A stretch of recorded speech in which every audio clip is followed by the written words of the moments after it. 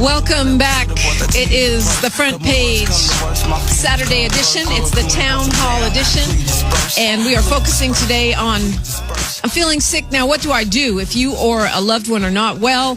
If you need information about medical aspects of this disease, this pandemic, we've got doctors here to answer your questions. 520-KJLH. Well, they're here virtually, okay? It's all socially distant.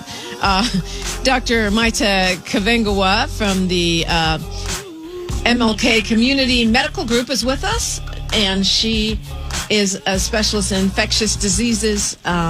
We also have joining us right now, he was a former Army doctor specializing in infectious disease. He's overseen the operation of Wallace of Beverly Hills, a cosmetic dermatologist since 1993. Dr. Paul Wallace, good morning. Good morning, Dominique. Good morning, family. So, you know, you said, Dr. Wallace, you actually sent me an interesting article about how they're starting to see some symptoms or the possibility of some symptoms of COVID-19 on the skin. Yes, there's more and more information that we're getting. We are not the first wave of people to get that. So when we look at what's happened in China, when we look what's happened, and I have some very good friends through boxing, actually, that are in Italy, and they're giving me information. We're on a daily communication. And yes, there are some things that happen. A lot of them are signs that even the internist will discover the bluing of the fingernail beds, and of course this is from a lack of oxygen that happens. And there's a rash that can develop around the mouth or on the face.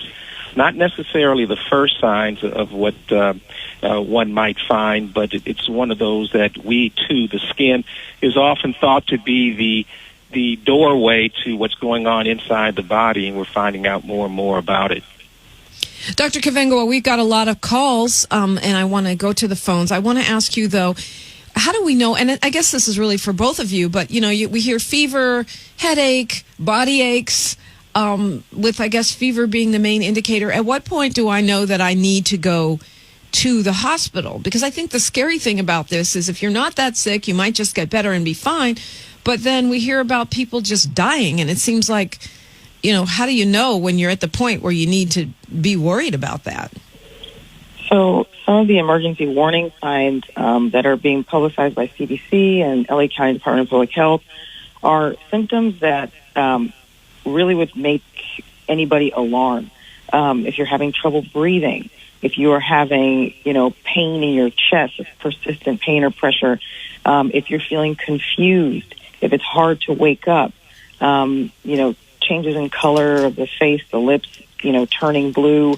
These are symptoms that are really severe.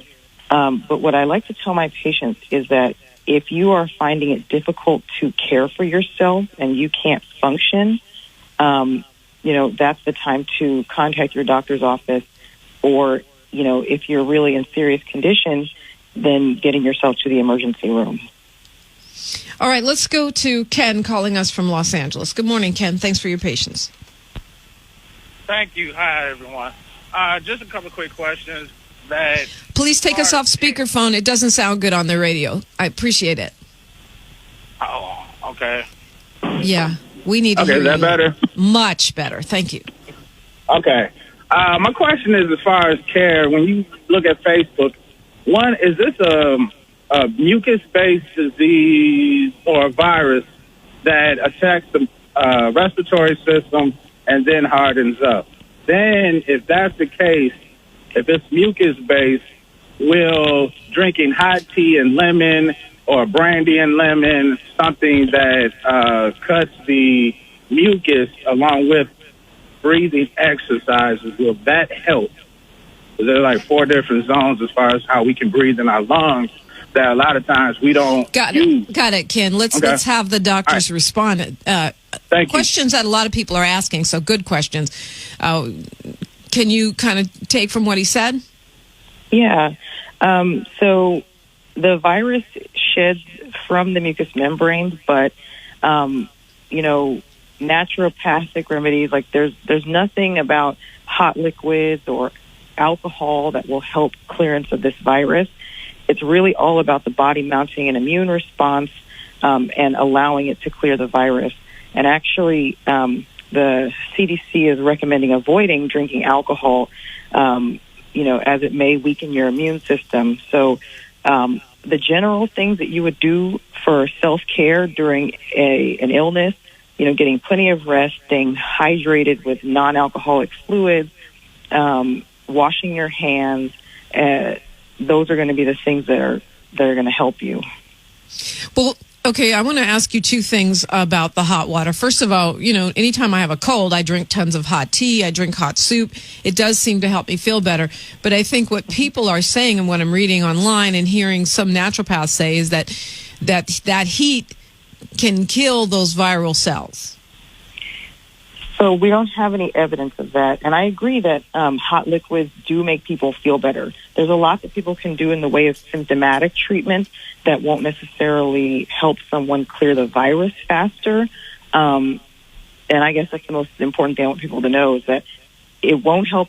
Hot tea won't help you clear the virus faster, but it may help you to feel better. Right. Other than the fact that yes. some people don't want to drink water when it's cold. So hot water is one way of hydrating, right? What were you about to say, Dr. Wallace? No, I first of all, let me say a direct hello to the doc on the other line. I absolutely concur with what she said. What we've always said with regards to the front page is we encourage water. Water is going to help the body itself in being able to cleanse itself, being able to maximize the function of all the different organs. So by whatever means necessary with your water, if you need to add a little fruit juice, or I like to squeeze pineapple or strawberries in my water, but being fully hydrated, which means I want you up to at least 50% of your body weight in ounces per day, especially during this viral pandemic. It is very much important that you exceed the minimum amount of water you're supposed to take per day. We're going to go to Michael from Los Angeles. Good morning, Michael. Morning, Dominique. I was calling about, I'd like to ask the doctors about, as far as the approach that the city of Los Angeles took as far as testing on people. It's 2 months before they start addressing the most vulnerable people, the seniors and the homeless people. At first it was you had to, if you got a ton of people on hold. So what you're asking is why weren't people tested faster? Is that the question? As far as the vulnerable people, because at first you had to have a car to drive up to get a test, and a lot of seniors don't have cars. They don't have computers. Got it. Yeah, and I don't think that's just City of Los Angeles. I think the rollout for testing nationally has not been as rapid as we would have liked. Dr. Kuvhenguhwa or Dr. Wallace, you want to address that? Well, it's more of a political and administrative issue. You're exactly right. And the focus needs to be on those who are most vulnerable. Getting to our elderly, getting to those, and of course the elderly are the ones who also have other disease processes which are going on. There needs to be better coordination, and certainly, as you mentioned, whether it's transportation to, or even better, having somebody go out to those seniors' homes. I know that there are a variety of programs. I can't mention them offhand, where they're doing more and more, where they are going to the seniors and providing them both with food and with regards to appropriate oversight testing if necessary. Right, all that stuff, a lot of that stuff is on our website, KJLHradio.com, by the way, under the calendar.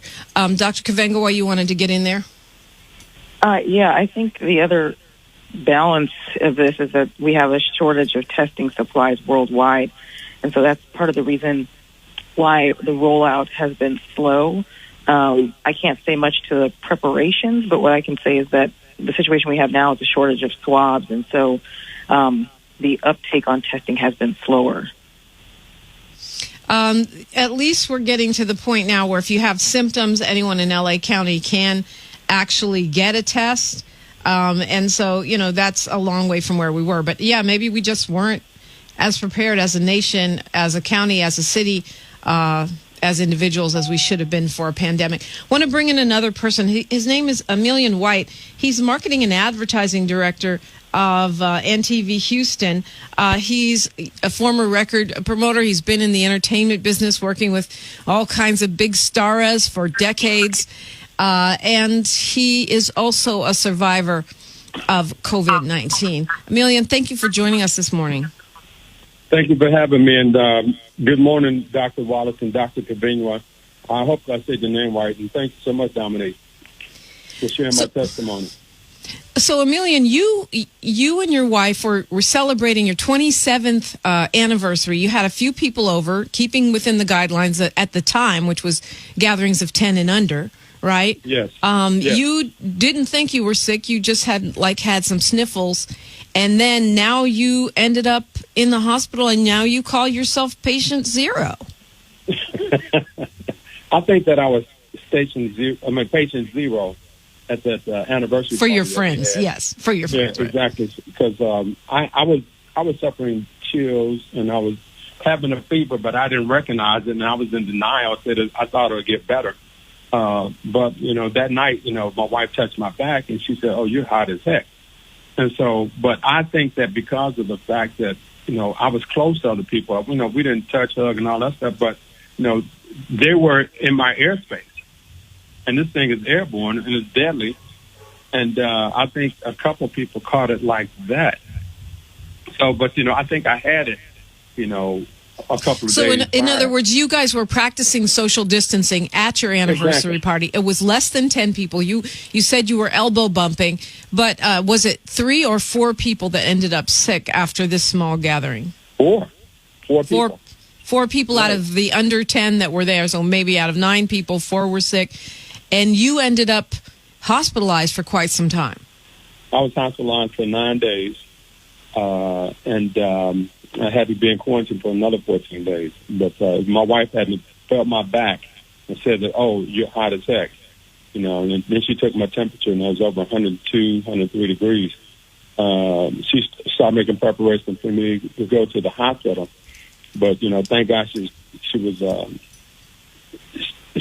felt the need for me to go. And if it hadn't been for that, I probably wouldn't be here talking to you. What was the scariest thing about it for you? Well, the scariest thing about it is the isolation. The fact that you're laying there for 9 days, and you really can't have any contact. So you have to stay focused. You have to be mindful, and you got to be prayerful. And it's just the isolation.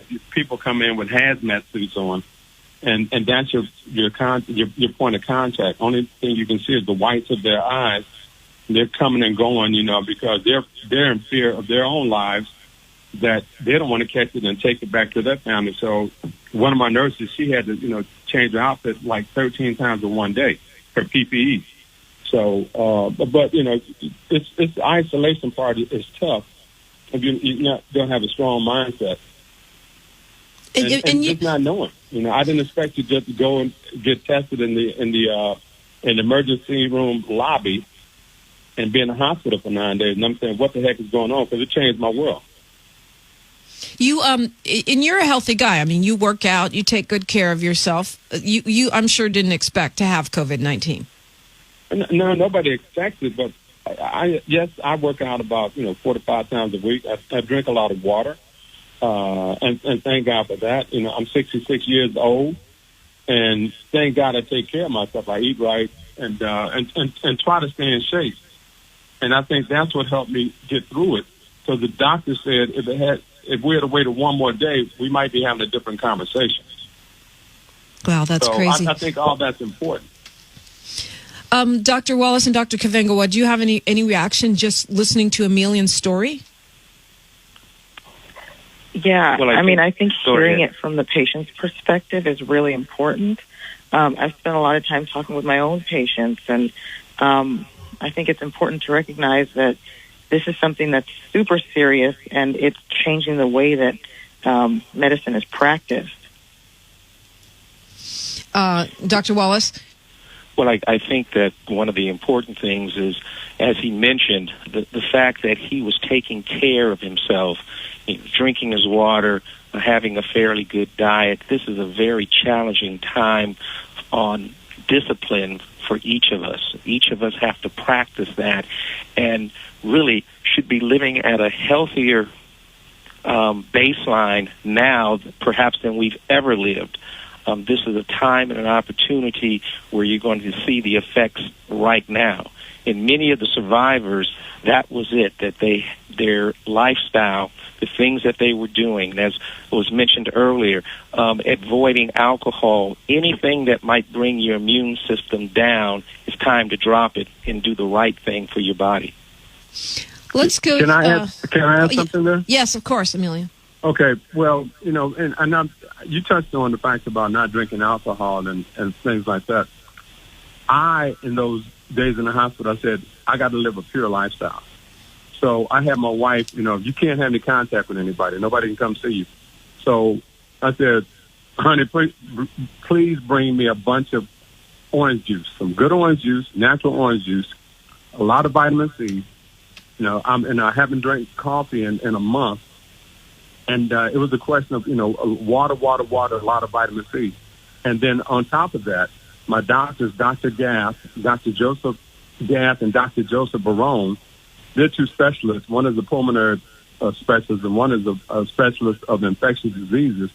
My cocktail was hydrochloroquine, azithromycin, plenty of vitamin C, and a lot of zinc.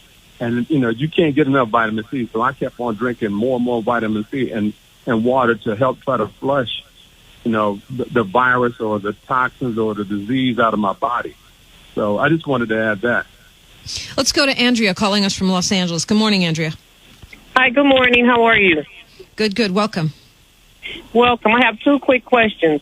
One first is the mask that everybody, the covering, the face covering, are they actually helpful? Because they look more cosmetic than anything else, these ones that are being sold on the street.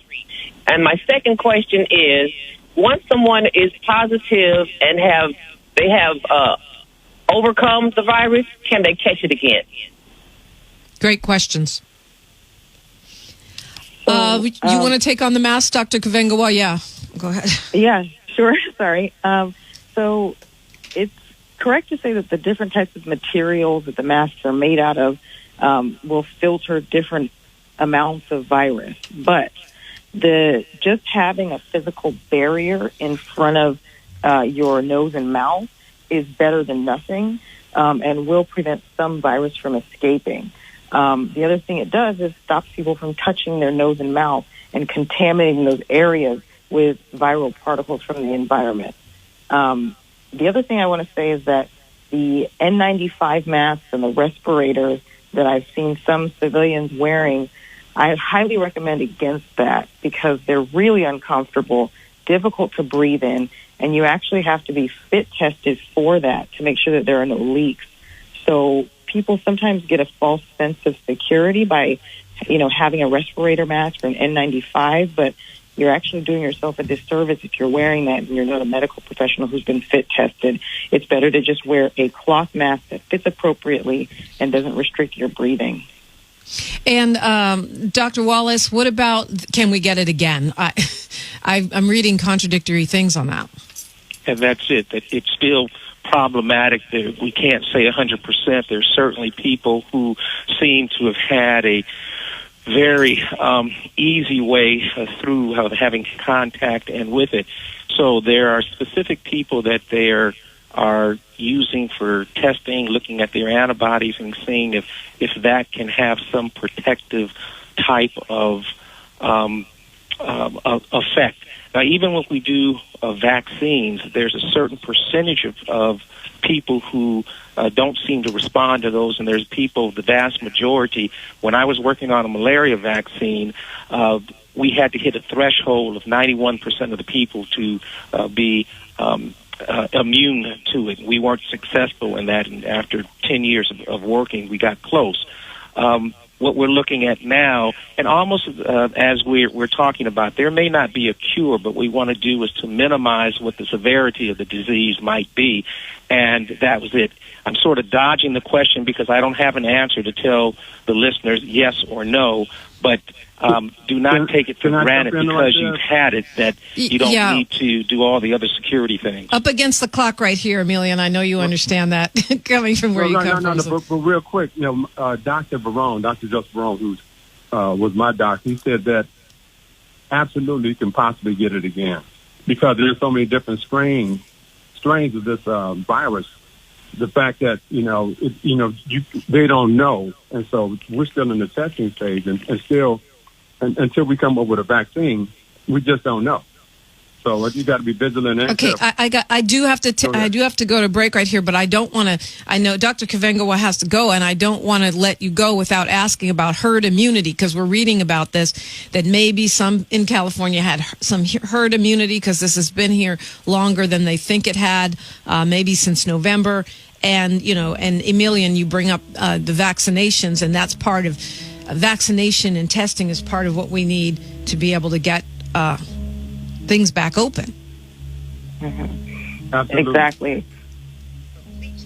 Dr. Kuvhenguhwa, go ahead, please. Oh, yeah. I mean, I think we have a long way to go in terms of vaccine development. I hope that this will be something that's as effective as the flu vaccine, and, as well tolerated. And hopefully people will be accepting of this vaccine more so than they are of the flu vaccine. We'll see. I'm not so sure about that. Explain herd immunity really quickly, if you would. So herd immunity is where, a large proportion of the population is vaccinated in order to protect those who are too young or immunocompromised to get vaccinated. The idea is that you would make it so that it's difficult for the infection to spread and the levels would be so low that these more vulnerable people wouldn't be able to get infected. It's vaccinated or with the antibodies, right, from having had it, possibly. Correct. Yeah. Dr. Kuvhenguhwa, thank you so much for being with us. Where would you tell us to keep looking if we want to make sure we're getting the right info? Usually I stick with CDC. LA County Department of Public Health has a web page that is updated constantly. Those are two of the best sources. Elimian White, do you mind if we post one of your stories on the KJLH social media so people can see? Absolutely. Anything that I can do with my testimony to help somebody else and save somebody else's life. Use all the information you need from me. Thank you so much for sharing with us. I'm so glad you're feeling better. I'm alive, thank God. And thank you for having me. We're taking your phone calls. We're taking your questions all the way up till 10 o'clock, 520-KJLH. It's Radio Free, 102.3 KJLH and KJLHradio.com.